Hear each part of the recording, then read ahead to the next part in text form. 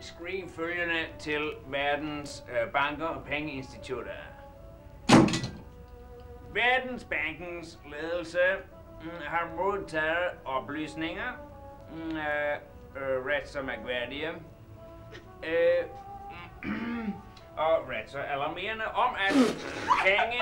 om at penge har mistet sin værdi som betalingsmiddel. Og at dette mærkværdige og i bankkredse helt uforståelige forhold skulle skyldes et musikinstrument, nemlig en guitar. En så følelsesmæssig affekt af befolkningens værdinormer vil i længden være uhyre farlig for hele verdens situation. Vi kan imidlertid herfra berolige alle med, at denne uhyrlige situation meget snart vil blive bragt til ophør. Hvor allerdygtigste folk arbejder på en hurtig opklaring af dette fænomen. Og ved hjælp af de nyeste videnskabelige metoder og de dygtigste agenter, der findes, har vi for øjeblikket indkredset visse elementer, som kan formodes at have en kontakt til...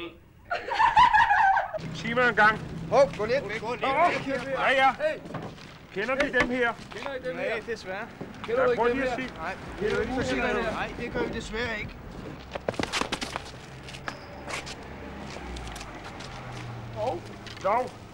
Dag, min dreng. Skal du se dem her? Hvad? Kender du dem? Nej. Kan du se overhovedet? Ja, nej. Kender du dem ikke? Nej. Er det rigtigt? Ja, hvad klub spiller de?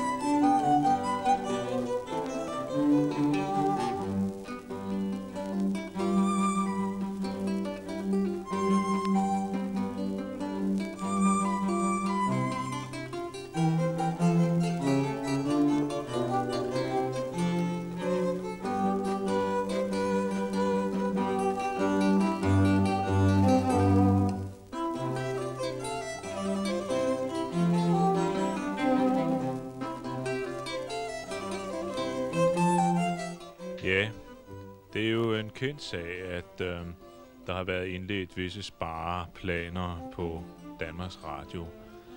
Og så er der personer, der har held til den anskuelse, at vi ikke skulle få råd til at sende alle de programmer, som skal til for at udfylde sendetiden. Men således forholder det sig faktisk ikke. I det vi har et ret stort arkivmateriale, fra hvilket vi sådan kan øse i spandevis.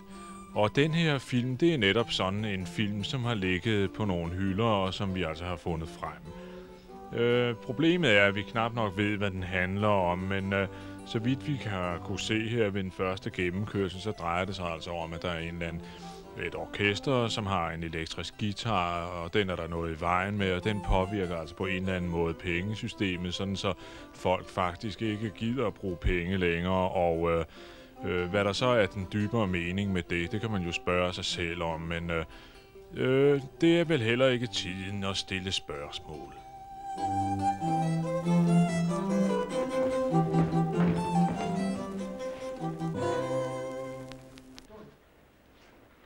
Ja, det var en meget smuk melodi. Men der er vigtigere ting for. Ja, gudskelov for det. Ja, og vi skulle jo nødt have noget vold med denne her. Eller denne her. Eller denne her. Det her, det er bare noget, der skal klappe. Tyst! Det er ikke den, der skal klappe. Det er også den, der skal klappe. Det er bare stille. Musestille. Helt som små mus. Okay. Musestille.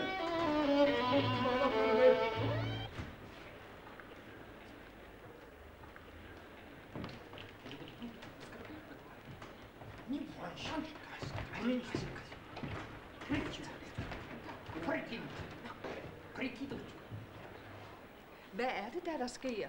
Hvad? Jeg er først med i næste løb. Sig mig, mand. Vil du ikke have en orden? Hvad? Jeg har her nogle siddende. Jeg skal bare sige. Den der, den vil vist pynte her. Den til mig? Ja, den skal du have. Tillykke med den. Og vil de se for den her dag? Undskyld. Tak for en dag. Godt. Hvad for noget? Ikke noget nu. Vi kan sætte dem der. De kan sætte dem derovre ved siden af. Værsgo. De går til hænderne ned. Kender de dem? Så svar dog.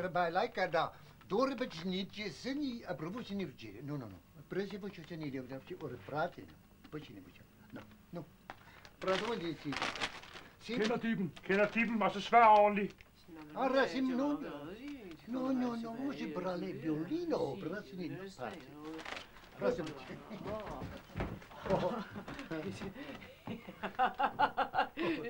Ja, og så siger jeg bare, nu er det så bra. Men godmorgen.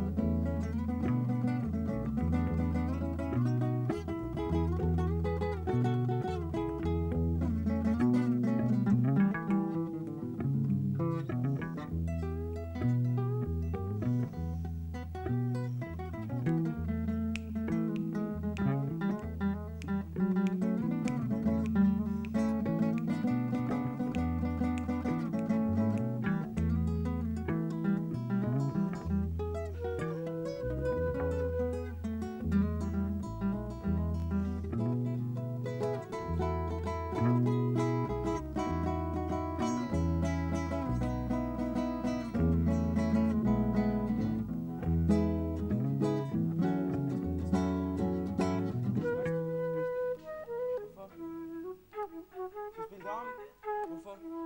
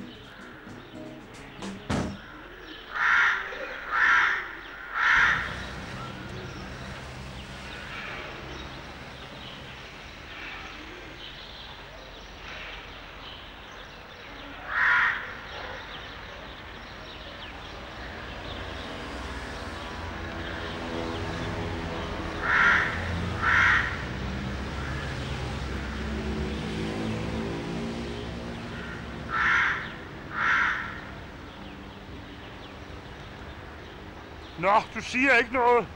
Du kan altså ikke være mundlam. Mundlam! Må ikke jeg er lam? Det er fødderne, jeg er lam. Ja, derfor kan du da godt sige noget. Det eneste, jeg har lyst til at sige, det er op. Op? Så er noget mærkeligt noget at sige. Hvad mærkeligt er der ved det? Hvad har du lyst til at sige? Ja, jeg vil sige... Fra. Fra! Fejlen med dig, det er, at du tager ikke dit arbejde alvorligt. Alvorligt? Ja. Jeg er alvorligt træt af det, kan jeg godt fortælle dig. Hvad har de musikere egentlig gjort? Gjort? Man kan ikke rende sådan og spille fandango og vende op og ned på alting. Uden penge og noget som helst. Så nu må man have has på. Hvorfor det? Det går da meget godt. Ja, det vil indrømme, det er en lidt vanskelig sag. Det er også meget svært for mig. Jeg kunne nemlig godt tænke mig selv at have været musiker. Det var min far, der ville have, at jeg skulle være detektiv. Min far ville have, at jeg skulle være postbud. Jeg ville hellere have været bademester. Nå, sig der. Musik.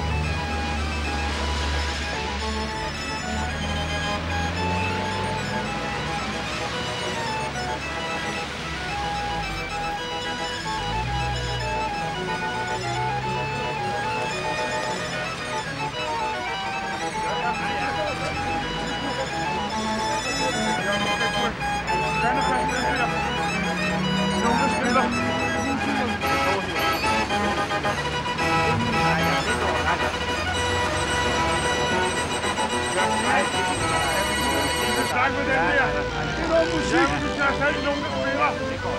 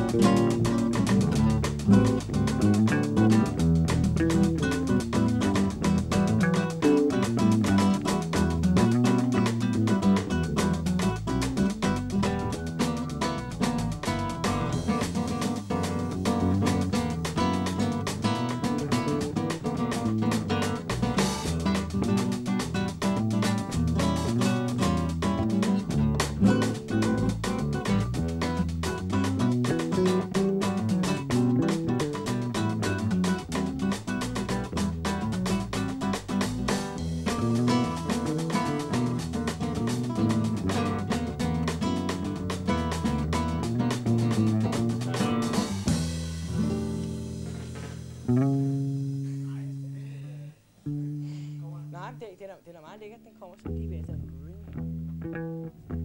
Jeg kan heller ikke rigtig... Okay. 1, 2, 3, 4.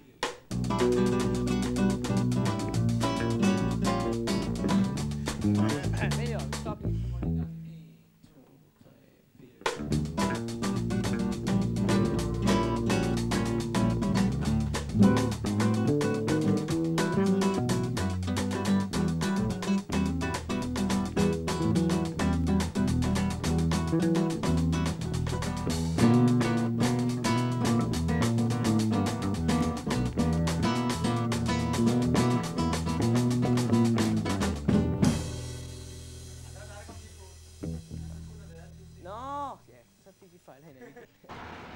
Hvad i alverden skal vi sige til ham? Jeg ved, hvad vi skal sige til ham. Vi skal sige til ham, det er noget sludder og vrøvl med den guitar. Så skal vi sige til ham, vi har søgt over alt. Og så skal du bare sige, at vi tager den første flyvemaskine hjemme i morgen. Ja, så tror jeg, det er bedre, at du ringer. Ja. Det vil jeg også gerne gøre. Men jeg kan godt fortælle dig, at han bliver meget, meget vred. Og vi bliver fyret, og vi får ikke nogen penge. Jeg er ligeglad med at blive fyret, og man bliver vred. Tror du ikke, vi får nogen penge? Nej, det tror jeg ikke. Nå. Hvis du tror noget andet, så ring du og sig noget til ham. Det er bedre, at jeg forklarer det. Nå. Undskyld, der er vel ikke en af de herrer, der har en 25 år. Så står det, at jeg skal vide, hvad klokken er helt præcist. Ja, det er dig, der har 25'erne. Hej, hej. Ja. Ja.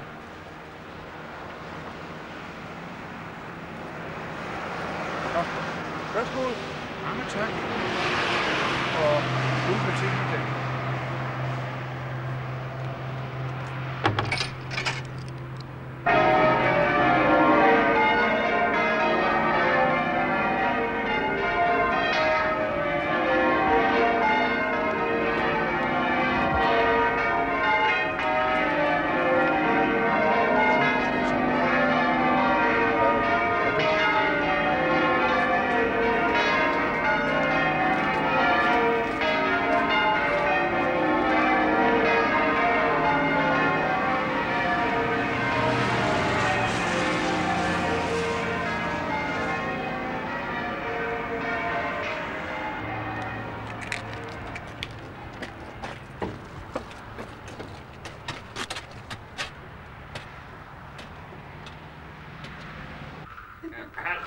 Hallo? Ja, hallo? Ja, hallo? Det er de to detektiver. Ja, hallo? Hvad for noget? Vil I opgive? Jo, selvfølgelig findes den. Ja, det nytter ikke noget. I må søge videre efter den guitar. Den må findes. Er I egentlig klar over, hvor alvorlig situationen er? Det er en katastrofe for finansverdenen. Banker må lukke, børsen må stoppe. Jeg selv den sorte børs er lukket. Nej, jamen den guitar skal findes. Og det skal gøres hurtigt.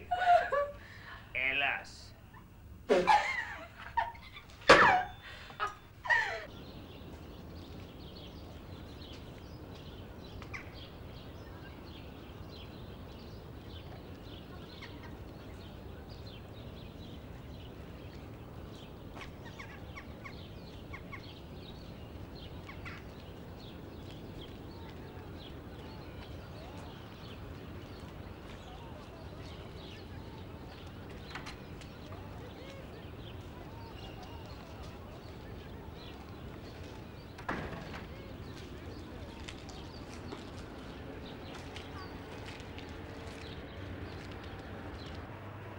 Nå, hvad skal vi så have i dag, hr. Pedersen? Ja, se, jeg skulle jo egentlig have noget smør. Ja. Ja, og så tænkte jeg, jamen, jeg har da penge. Nej, vi skal vasse, hr. Pedersen.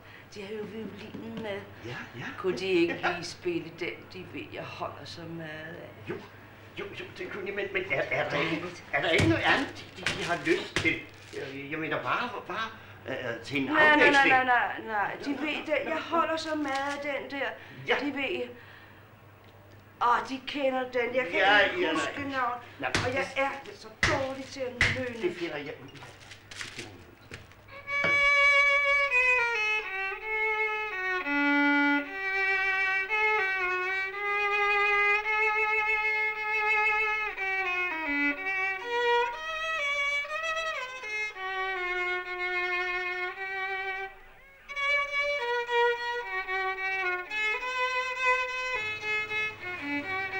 også have lidt piskefløde.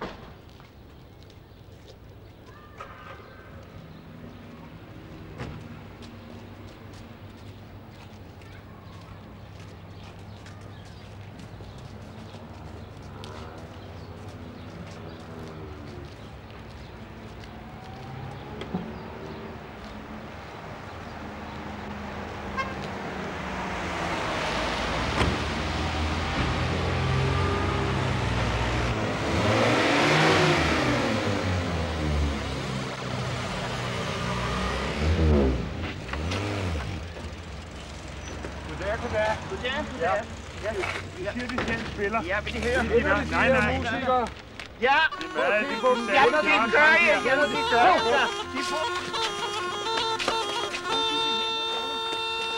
Ja, den kan vi tage igen. Tak skal de have.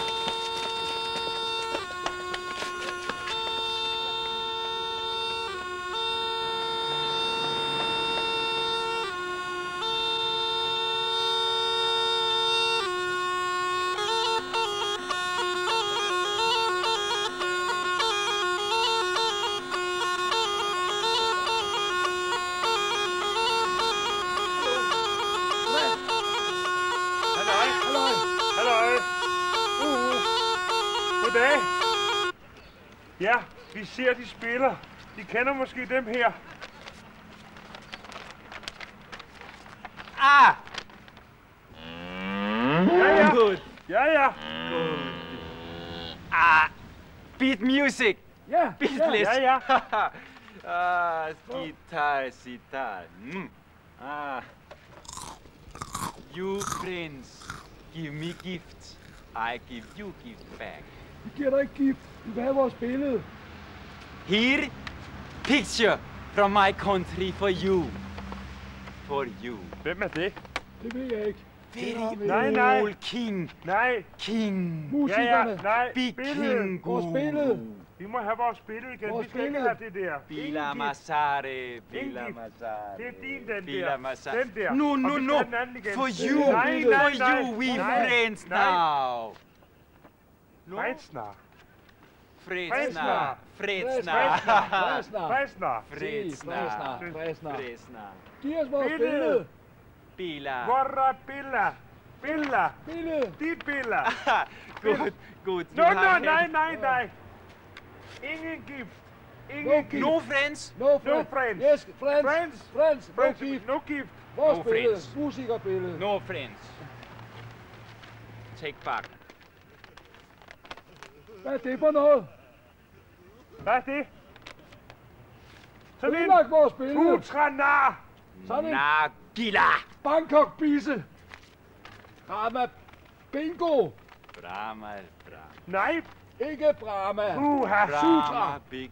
Brahma little. Sådan en Bangkok-bisse. No friends. Hindu-klæbel. Puha. Putra. Brahma. Bolle. Now it's breaking Brahmaputra town. Coffee breaking Brahmaputra town.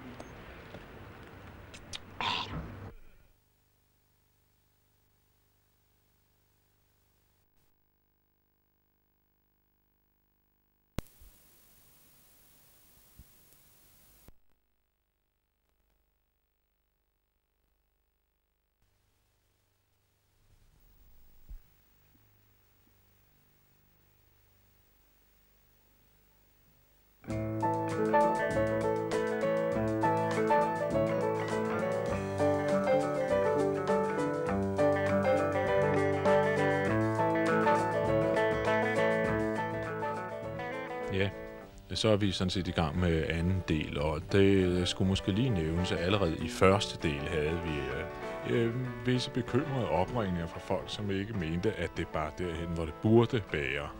Og det skyldtes jo til dels, at vi faktisk ikke rigtig anede, hvad dette arkivmateriale rummede. Men nu viser det sig til alt held, at der også findes en forfatter til filmen. Og det er ingen ringere end her G.E. Neert fra Fatterslutningen, som... jeg kunne måske sige det på den måde, her G.E. Neert. De så første del. Hvad synes de om den? Jeg kan ikke sige, at jeg er udelt begejstret for den første del. Og jeg måtte igen og igen stille mig selv det tilbagevendende spørgsmål. Er det mig, der har leveret manuskriptet til det jaskeri, jeg så for mit blik? Det er jo næsten umuligt at få et manus, som man selv har forfattet, ud gennem massemedierne på en anstændig måde. Og det har jeg fået bekræftet ved denne første del. Det er jo en klar forvanskning af mit manuskript, og det er for mig klart, at disse normative normer ikke er overholdt. Derfor kan jeg sige, at jeg synes, det er noget bespotteligt miskmask, jeg har set her, og det vil jeg ikke lægge navn til. Tak. Det vil altså sige, at vi er i den absurde situation, at vi ikke længere har nogen forfatter til stykket. Og det er altså deres sidste ord i sagen, kan jeg forstå. Skal vi sige næst sidste? Det er jo klart, at hvad jeg mener her alvorligt, det er jeg parat til at gå let hen over. Jeg mener, at det at være alloplastisk, det er at være up to date.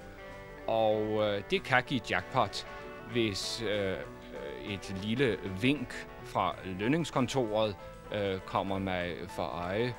Ja, jeg mener en seksdobling af honoraret. Ja, så kan vi jo snakke om det. Udmærket udsendelse. Udmærket. Det skal de have ros for derinde i tv. Ja, det var jo et lille hip til gutterne på lønningskontoret. Vi håber, de har været ved apparaterne.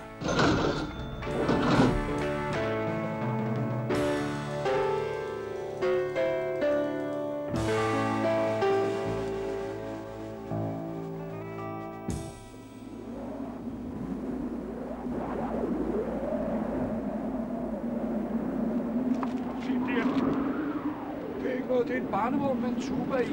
Ja, det kan godt være, det er noget. Nej, vi narer os igen. Jeg synes lige, vi skulle dig. Men jeg kunne godt lige undersøge det. Ja, det synes jeg.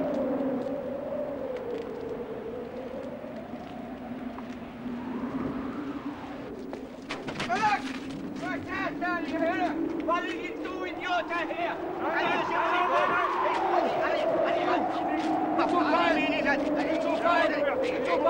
Fejl, hvad er fejl? Vi troede, det var en anden artist, vi kendte. En anden? Vi vil overraske. En anden artist? Overrasket. Det må være Alfredo. Ja, Alfredo, ham kender vi godt. Hvordan går det med ham? Han er blevet stor.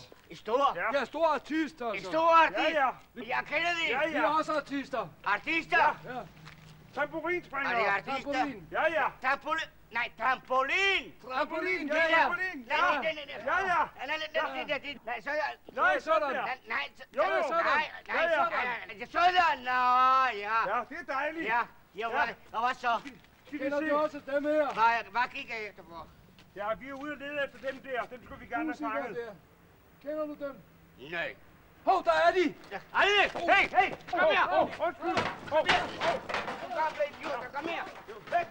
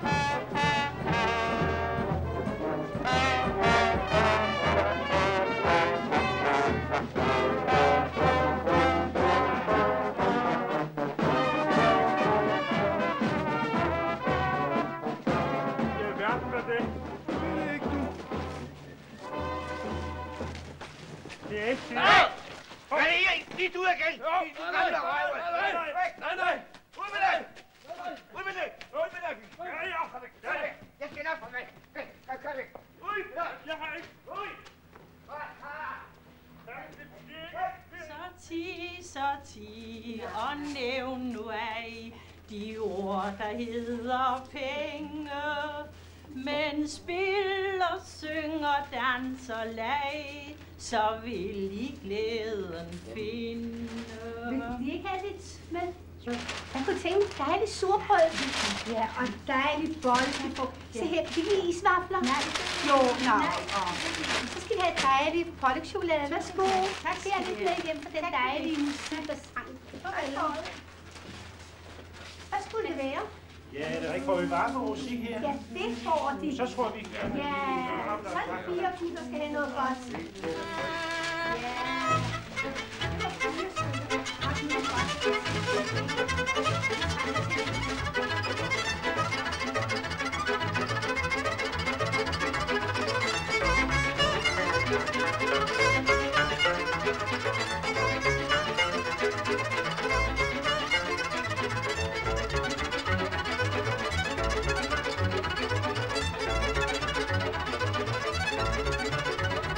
Ja.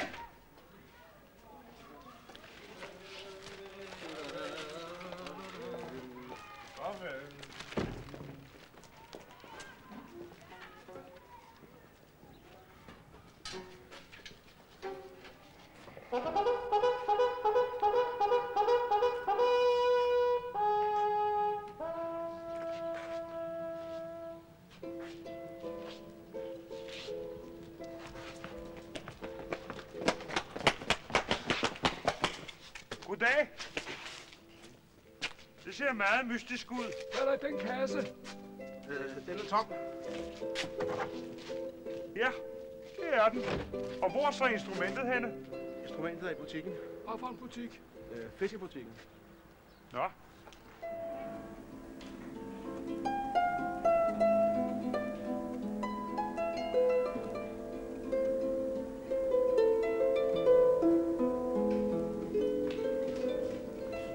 Goddag, fru. Hey, dejligt harp, de har der. Jeg ved ikke, hvad der så vi. De selv spillede. Og så tænkte vi, om de muligvis kendte dem her. Nej, det gør jeg ikke. Det er jo nogle af de her langhårede pigtrådsmusikere. Men ikke fordi det er jo også en slags langhårede pigtrådsmusik, jeg selv spiller. Ja, det kan man godt sige. Jeg har ikke noget imod de unge mennesker, og deres meget langhårede. gerne. Bare de husker at vaske det. Jeg har selv en dreng på 16 år. Han er lige begyndt at interessere sig. Goddag. Ved I hvad? Har I set nogle af de her? Det er jo 206 8 af. Nej, det er nogle musikere, vi er på jagt efter. De er langhårede. Lad mig holde den Ja, ude. Ja, hvad er de holdt? Nu skal de se. Jeg kan prøve på at zoome midt. Jeg har sådan et... Nu skal I se her.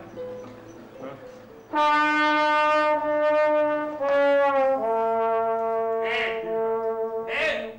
Der er ikke flere torsker ned. Er der ikke flere? Nu skal I se. Jeg... Tak. Virkelig, de er blevet gave til. Det er fuldstændig gave.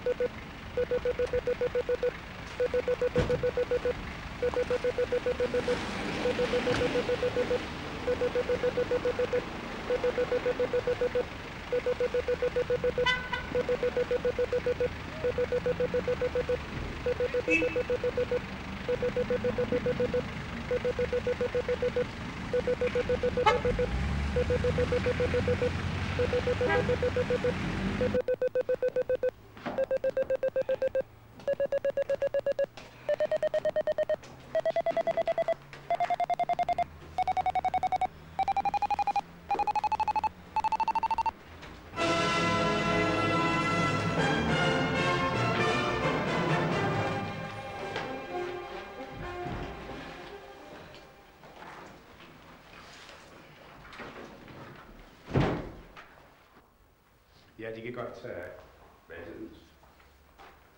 Ja, tag vandet ud.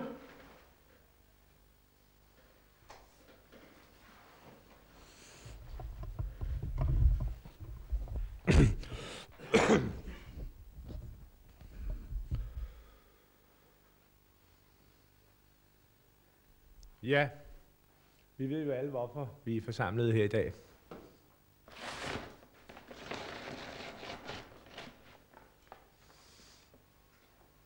En guitar. Og det er simpelthen vores problem, at vi finansfolk skal til at beskæftige os med den slags.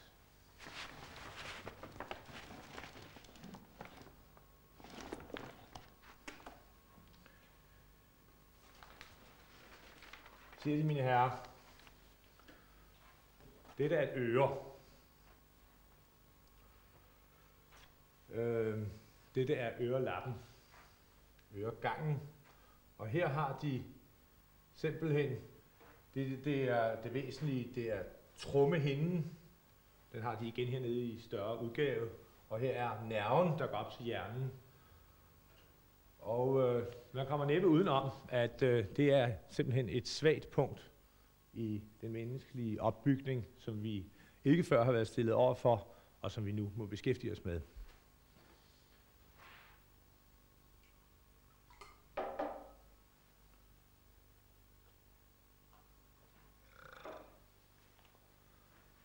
Denne guitar, disse ører, truer vores eksistens, de truer vores demokrati. Banker må lukke. Børn leger med penge, som om det var legetøj. Og som de ved, vi har gjort alt, hvad vi kunne. Vi har gjort os store anstrengelser for at komme dette fænomen til livs. Nu sidder der måske nogle af dem og tænker politi, militæret, men jeg må bedrøve med at sige, at også de er blevet smittet af den musikterror, den lydterror, som alle er blevet udsat for i den senere tid. Men når vi er forsamlet her i dag, så er det blandt andet, fordi jeg ønsker at fortælle dem, at ikke alt er håbløst. Der er kommet 2 mænd hertil fra hovedkvarteret fra Verdensbanken.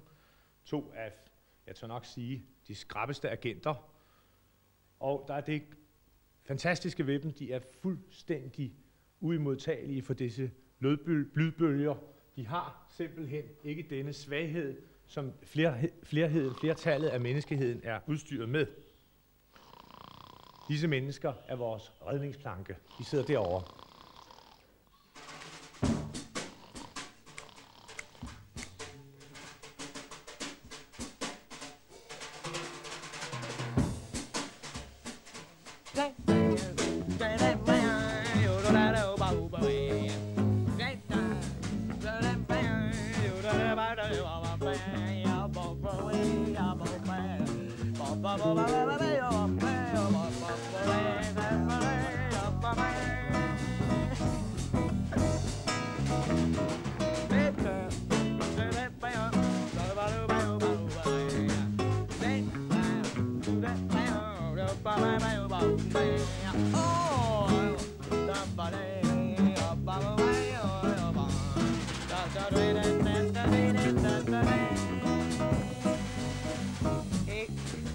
Gå i skoven nu, jeg synes vi fandme, nu har vi spillet i 100. Skal vi lige have den her færdig, du? Det skal du meget. Det ved jeg ikke. Vi kan lige tage lige den her færdig. Nej, jeg synes vi skal gå i skoven nu. Vi har siddet her, det er skide godt vejr udenfor. Skal vi ikke hellere blive lidt? Skal vi gå i skoven bagefter? Så spiller vi lige den her færdig. Okay.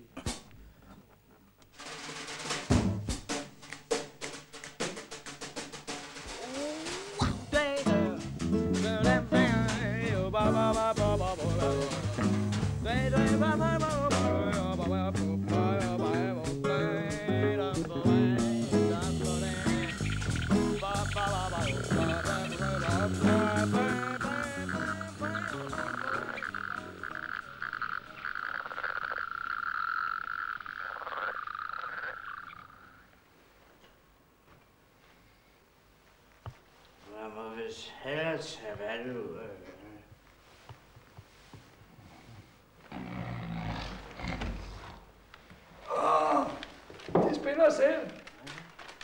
Kender de her musikere?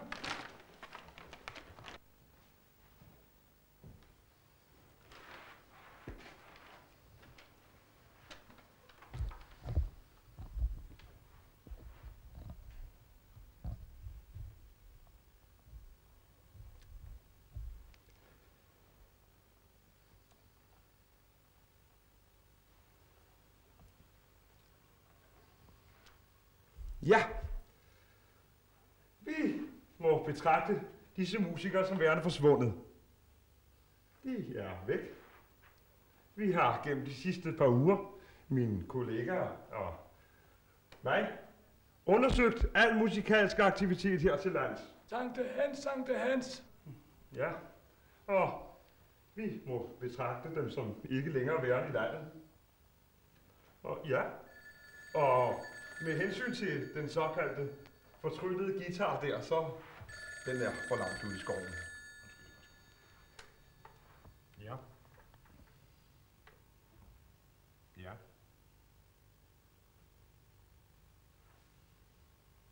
Ja, guitaren er blevet set ude i skoven. Ja. Åh.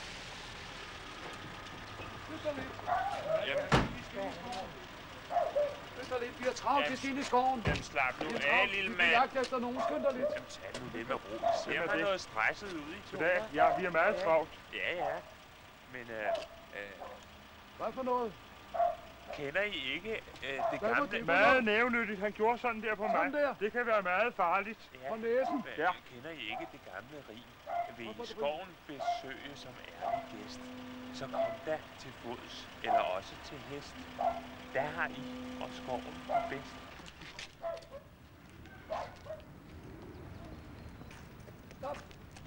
Stop. Med det samme. Det er veterinærpolitiet. Vi skal undersøge deres heste. Hvad venter de af? Stiger hestene. De skal komme ned. Det er vist ikke, som de skal være, de heste. Altså, jeg vil sikkert, det Hvor længe har de haft dem? Hvad er det? Nå, pletten der. Jamen, den har altid været der. De må da ikke tro, det er os, der har... Ja, den er helt galt her. Prøv at se en gang. Se en gang her. Ja, hvad er det? Ja, det er. Har de aldrig hørt om mund- og klovsyge? Mund- og klovsyge? Nej, det er umuligt. Altså, det er fuldkommen absurd. Hvor længe er det siden, de er under dyrlægekontrol, og der... De skal jo også kontrolleres. De er blevet smittet. Altså, smittet?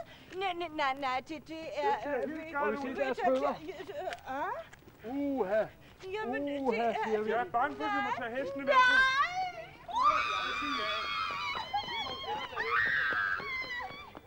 Vil I foden besværge en skovtur i vest, så kom da på fodtur, for ude er bedst. I skoven er værre, for der er jo pest. Nej. Vil I skoven besværge en søndag til fest, så kom da i støvler og skjorter og vest. Nej. En skovtur på foden.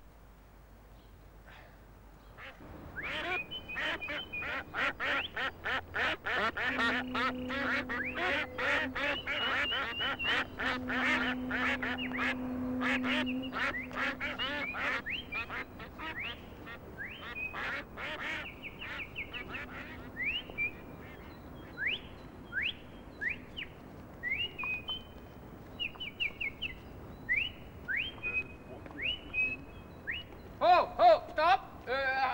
Har I en tændstik? Jeg kommer nu. Stop, dans! Der er travlt. Ja. Vi har meget travlt. Jamen, har I en tændstik? Jeg skal lige have noget at spise. I kan da godt få en bid med. Det er sådan dejligt varmt her i kulden. Ja. Vi har en meget vigtig sag her. Vigtig sag, ja. Hvad er det for noget? Ja, det er mad. Vil du smage? Nej. Pas dog på dyret. Ja, det kan jo brænde. Ja. Dem her. Det er noget, der luner det her. Har du set dem? Kender du dem? Ja, dem der, ja. Lige et øjeblik, jeg skal lige have tykket af munden. Jo, de har reddet den vej der.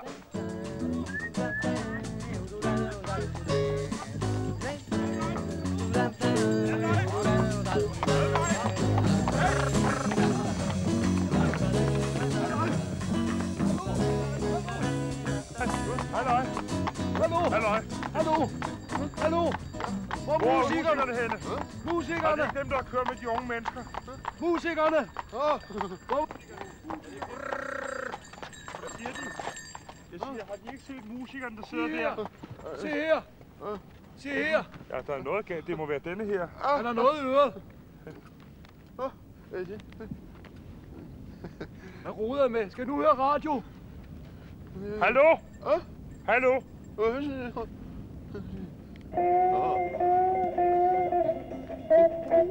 Ja, hold så op med det pjat. Det er vigtigt det her. Vi er travlt. Hallo? Kender du dem her? Har I set dem der? Dem der sad her. Hvor er de henne? Hvor er de henne? Hvor er de henne? Slot? Ja, det er flot. Men hvor er musikerne henne? Det er fuldstændig vanvittigt.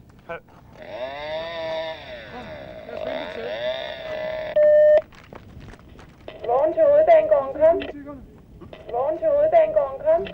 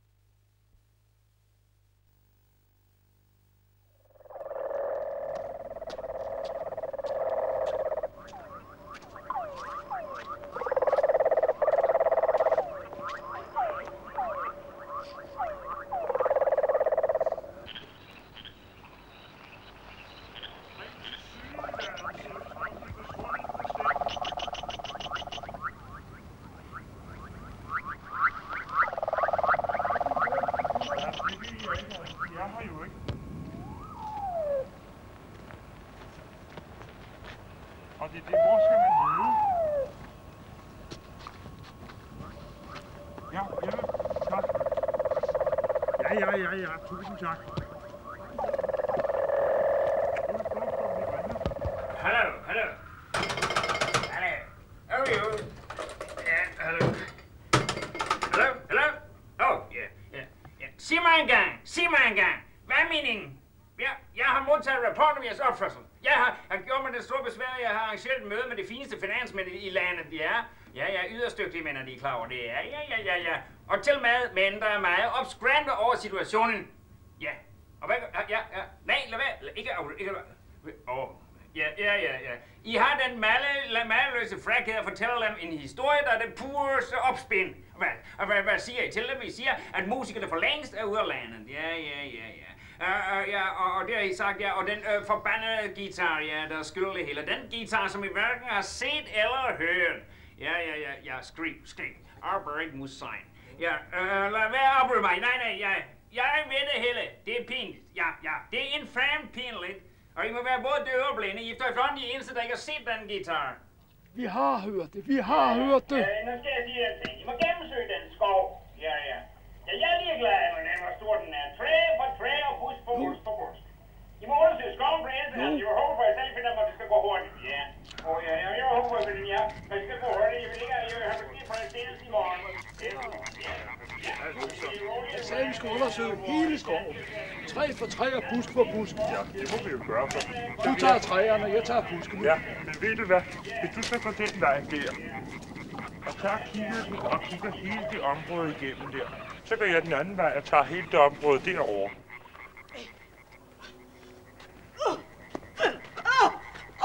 Så tag dig over med.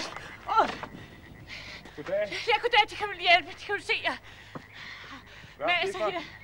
med hovedet. Ja, de kan ikke engang se, hvad det er. Så kan de forstå. Jo, jeg kender godt dem der. Umuligt.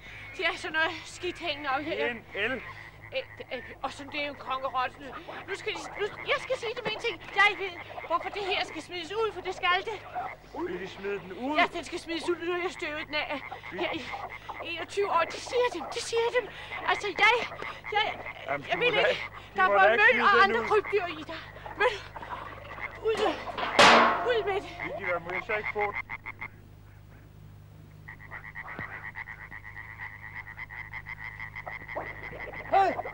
Hey, halløj! Ja! Halløj! Ja, de må ikke. De må have skidt den væk. Musikerne med guitaren! Vi har dem! De er hernede! Musikerne med guitaren! De er dernede! Jeg kan godt sige dem en ting. Så tag den. Jeg har rigeligt at støve af det op. Tusind tak. Jeg har edderkopperne, marsvinen, Rigeligt har jeg. Og frøsmætterne. Tag den. De vil ikke fortryde det. Tusind tak, fru. Det var meget sødt af dem. Ja. Den her har jeg fået af damen. Den vil jeg have med hjem. Den skal hænge over sofaen. Den er jeg meget glad for. Er den ikke sød? Musikerne er her med guitaren. Musikerne? Smid den hjort, der kommer stadig. De er her, de skal bare... Hvis vi går den vej, så har vi dem. Kom nu. Jeg kan ikke tage den med. Nej.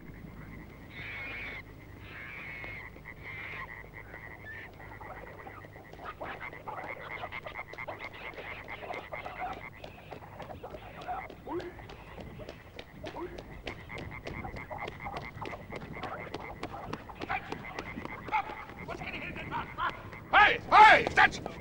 Op hænder! Sig da, hvor skal de hen i den fart, hva'? Hvor har de fået det dyr fra? Hvor er resten af dyret? Det er op fra flyttegevær, vi har travlt. Travlt! Nej, I er nogle af de forbandede krybskytter, som huserer her i skoven. Op med hænderne! Så! Nu skal jeg sige dem en ting. For det første har vi ikke tid til at stå og parlamentere med dem i den her møgskov. Og for det andet, det hoved, det har vi fået af en dame op i det hus, som alligevel skulle smide det ud. Nu skal jeg sige jer noget. Så det her, det er ikke nogen møgskov. Det er min skov. Har I forstået det? Og det hus deroppe, det er ikke noget hus. Det er slot. Ovenikøbet et meget fint slot. Det fineste jagtslot i Europa. Og så vidt jeg ved, så er der ikke nogen dame deroppe med sådan et hoved. Så vil hun i hvert fald ikke smide det i skraldespanden. Må jeg se deres jagttegn, mine herrer? Aha! En jagttegn? Ja, det er en meget alvorlig historie. For så har jeg nemlig lov til at holde lige den her, hva'? Ja. Et øjeblik her. Har jeg jagtloven her. Og her står nemlig, ifølge jagtloven, altså 1956, afsnit 8, paragraf 6, tilfælder en hver form for vildt, der antræffes i forbindelse med de personer, der færdes i skoven uden gyldig jagttegn. Den øvrighedsperson, der er på pågældende tidspunkt, og bla. Og så videre. Der er drenge. Høj, mit gevær! Lille. De forbandede krybskytter. De forbandede krybskytter. Det irriterer mig, at skove i dag.